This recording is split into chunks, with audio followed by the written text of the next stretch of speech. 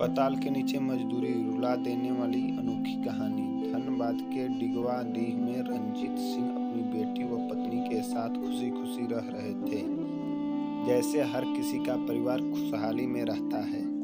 ठीक उसी प्रकार इनकी जिंदगी भी चल रही थी। लेकिन एक दिन रंजीत की बेटी आरती के एक सवाल ने उसकी जिंदगी जीने का नजरिया ही बदल दिया।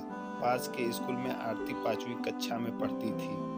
अक्सर उसे कभी उसके पिता तो कभी माँ उसे स्कूल छोड़ने जाया करती थी। स्कूल जाते समय तो सब अच्छा रहता, लेकिन छुट्टी के समय जब भी उसके पिता उसे लेने आते थे तो उसे जरा भी रास न आता था। आरती के दोस्तों के माँ पिता साफ सुथरे कपड़े पहनकर अपने बच्चों को लेने आते थे, जैसे हर आम आदमी आता है। आरती अपने पिता से प्यार तो करती थी, लेकिन वो ये नहीं चाहती थी कि उसके पिता स्कूल की छुट्टी होने पर उसे लेने आए। वो भी क्यों न। दिन में साफ सुथरे कपड़े पहनकर ड्यूटी जाने वाले रंजीत के कपड़े ड्यूटी के बाद इस कदर गंदे हो जाते थे कि बेटी न चाहती थी कि वे छुट्टी के समय स्कूल आए। एक दिन छुट्टी के बाद रंजीत स्कूल के गेट के बाहर गंदे कपड़े में अपनी प्यारी बिटिया का इंतजार कर रहे थे। आरती अपने दोस्तों के साथ हंसते मुस्कुराते बाहर आ रही थी, लेकिन जैसे ही उसने अपने पिता को देखा, गुस्से से उसका मुंह लाल हो गया। गुस्सा भी ऐसा कि पिता को देख उनकी पास जाने की बजाय पैदल ही घर की ओर जाने लगी। पिता साइकिल के लिए बेटी के पीछे चल दिए। कहा, आरती बैठो। नीरस मन से आरती भी साइकिल के कैरियर पर बैठ गई। पिता थे जो चंद मिनटों में ही न जाने कितने ही सवाल पूछ बैठे। कैसा रहा आज का दिन, और स्कूल में मन लग भी रहा है या नहीं? चलो बताओ क्या खाना है, वही खरीद लेते हैं। इधर आरती एकदम चुप, मानो उसे अपने पिता से बात ही नहीं करनी है। खैर घर आया और साइकिल से उतरते ही आरती बैग फेंकते हुए बड़बड़ाते हुए अपने कमरे में चली गई और रोने लगी। इधर उसकी माँ राधा ने ये सुना तो पीछे पीछे चली आई और पूछा, क्या हुआ आरती?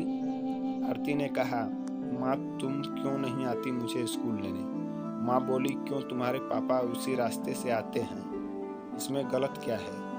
आरती बोली, उनके कपड़े देखे हैं, सुबह तो सब ठीक, लेकिन शाम होते होते कितना गंदा हो जाता है। मेरे सभी दोस्तों के पापा साफ सुथरे कपड़े में आते हैं।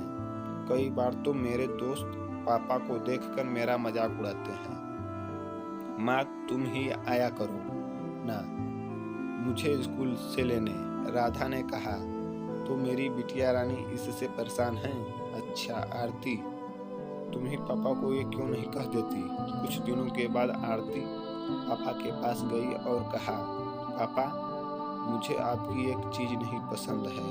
रंजीत बोला, क्यों, क्या नहीं पसंद? जरा बोल के तो देखो, तुम्हें खिलौने चाहिए क्या? आरती ने कहा, नहीं पापा, मुझे आपके वे गंदे कपड़े नहीं पसंद। सुबह तो आप घर से साफ कपड़ों में ही निकलते हैं, लेकिन दोपहर होते होते आपके कपड़े इस कदर गंदे हो जाते हैं कि मेरे दोस्त आपको देख मुझे चिढ़ाते हैं। रंजीत बोले, अरे बेटी, तो ये बात है, क्या कहूँ, मेरा काम ही कुछ ऐसा है। आरती बोली, पापा आप ऐसा क्या करते हैं कि शाम होते होते आपके कपड़े गंदे हो जाते हैं? रंजीत, तुम्हारी उम्र बहुत छोटी है, मैंने सोचा थोड़ी और बड़ी हो जाओ तब बताऊंगा, लेकिन नहीं, अब बता ही देना चाहिए। बिटिया रानी, मैं किसी कारपोरेट ऑफिस में काम नहीं करता, बल्कि एक मजदूर हूँ जिसे रोजाना जमीन से 2000 फीट नीचे पाताल में जाना पड़ता है। पिछले दिनों तुमने अखबार में खबर पढ़ी थी ना, चाल धंसने से 60 लोगों की मौत? वो मेरे साथी ही थे। मैं खुशकिस्मत था क्योंकि मेरी सुबह की शिफ्ट थी। तुमको स्कूल से लेने जो आना था। आरती की आंखों में आंसू थे। पापा आप मेरे लिए इतनी मेहनत करते हैं, मैं कितनी गलत थी। रंजीत बोले, क्या करूं बेटी, तुम्हारी खुशी के लिए एक काम भी मैं हंसते हंसते करता हूँ। इतने में पीछे खड़ी खड़ी बाप बेटी की बातें सुन रही राधा बोली, आरती तुम्हें पता भी है तुम्हारे पापा घर से निकलते तो हैं, लेकिन उन्हें ये पता भी नहीं होता कि घर लौटेंगे भी या नहीं। मैं जानती हूँ कि कितना मुश्किल से वो हमारे लिए पैसा कमा रहे हैं। जमीन की गहराई में जाकर वो कोयला निकालते हैं। यही वजह है कि तुम्हारे पापा के कपड़े गंदे हो जाते हैं। वहाँ गर्मी भी इतनी है कि हम लोग एक पल भी वहाँ न रह पाए। डर इस बात का बना रहता है कि चाल कभी भी धंस सकती है। लोग डर के साए में काम करते हैं।